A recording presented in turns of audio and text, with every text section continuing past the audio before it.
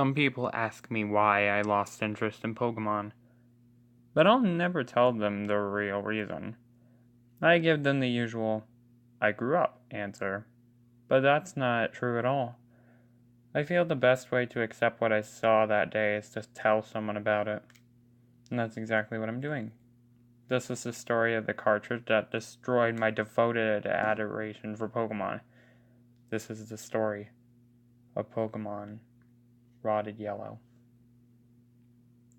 I was working at one of the video game stores in town for about a year and a half without any sort of incident. The worst thing that would happen was that someone would try and trade in a scratched game. One day I'd been working alone at the store when a young boy, maybe 10 at most, came in.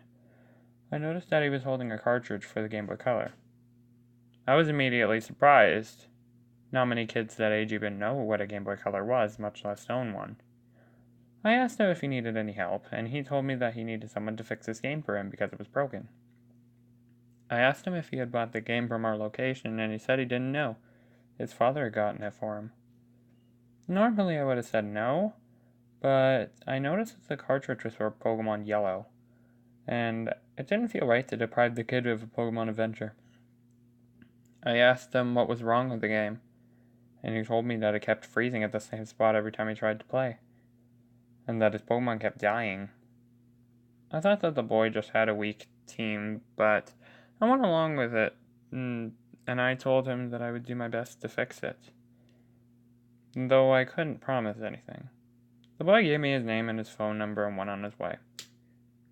Not thinking much of it, I put the game in the top drawer beneath the cash register as I was closing shop for that night. I threw the game in my purse and headed home. Finding myself eager to play the game after all these years. Hopefully it was what I thought, he just had a weak team. I could fix that pretty quickly and be the kid's hero. I got home and found my old Game Boy from when I was a kid. And I grabbed some new batteries and clicked them into the back of the console.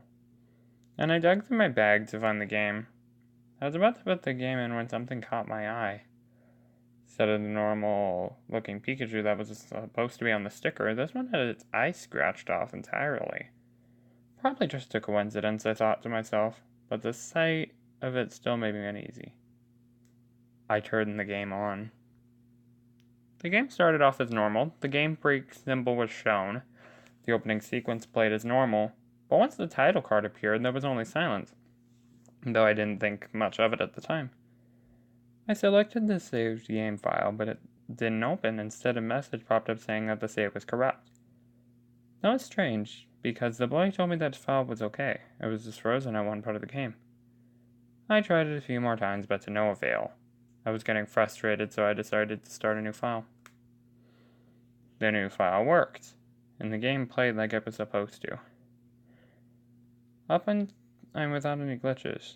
I was in Cerulean City when I was teleported to Lavender Town out of nowhere. The section reminded me of the infamous Mew glitch, and then I thought that maybe the kid had tried to glitch and mess up, causing the game to freeze. I walked through the outskirts of Lavender Town, and to my surprise, the glitch was active, and a wild Mew appeared.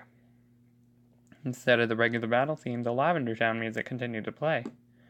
Maybe there was something wrong with the cartridge after all. I also noticed that none of my battle options worked. The only choice I had was to run. This pissed me off because who doesn't want a Mew? But because it was the only option and I didn't want to start over at the last save, I was forced to do it. After that, the game continued normally. I went to Celadon City and obtained the Sylph Scope. When it came time to do the cemetery mission, the game went haywire again. Instead of having to travel through each individual floor, I was teleported to the final room, where I assumed was still supposed to calm the soul of the Marowak. Well, Marowak appeared, but there was no music. After I sent out my Pokemon, Pikachu, the Marowak transformed into Mew. I battled it and tried to get its HP down, but even though my Pikachu was much higher level than Mew, it barely did any damage. Somehow Mew never actually attacked. I eventually managed to get its HP low enough, and I tried throwing a Pokeball. at it. Maybe I caught it. I maybe forgot it. The game would go back to normal. When he threw the ball, Mew turned into one of those unidentifiable ghosts that you saw without the oscilloscope. Out of nowhere, the text read, Ash whited out. This really confused me, because my Pikachu was nowhere close to fainting, and I still had all my other Pokemon. Instead of starting back at the Pokemon Center, I was sent back to the final floor of the cemetery. I noticed that Pikachu wasn't following behind me. I walked over to where the battle would surely begin again, and I was suddenly led to a tombstone where the battle had taken place. I hit the A button to see if there was any text on it, and the sound of Pikachu's fainting cry played. My Pikachu had died. Right after the cry had played, the Marowak appeared again. I sent out my Pidgeot, and Marowak once again transformed into Mew. This time, Pidgeot attacked on its own without my command. Mew was left with 1 HP, and Mew used Destiny Bond, and when my Pidgeot attacked without my command again, Mew evaded the attack. Mew had used Curse, leaving it with 0 HP, and Destiny Bond had taken down Pidgeot along with Mew. I still should have won because I had 4 more Pokemon in my party. Instead, I whited out again.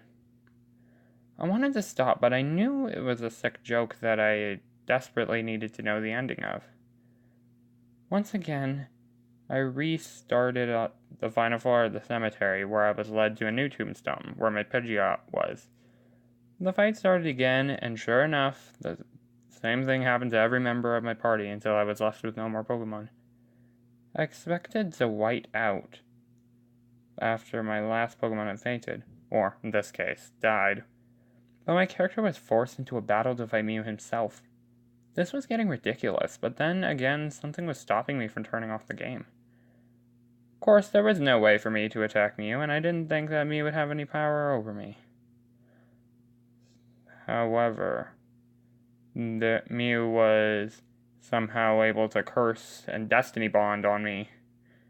How is a Pokemon with that power? I have that power on a person. I whited out immediately. When I reappeared, I wasn't at the cemetery. I was in my bedroom in Pallet Town. I immediately noticed that my character design didn't look normal either. I was transparent and no music was playing either. I walked a few steps and the menu screen popped up and my trainer card appeared. It had no badges, no money, and no Pokemon in my Pokedex. I closed it and the menu popped up again, showing me that I had 1 more Pokemon in my party, however. There was no sprite change. The name next to the HP bar. I checked the mystery Pokemon's moveset and it only had 1 move.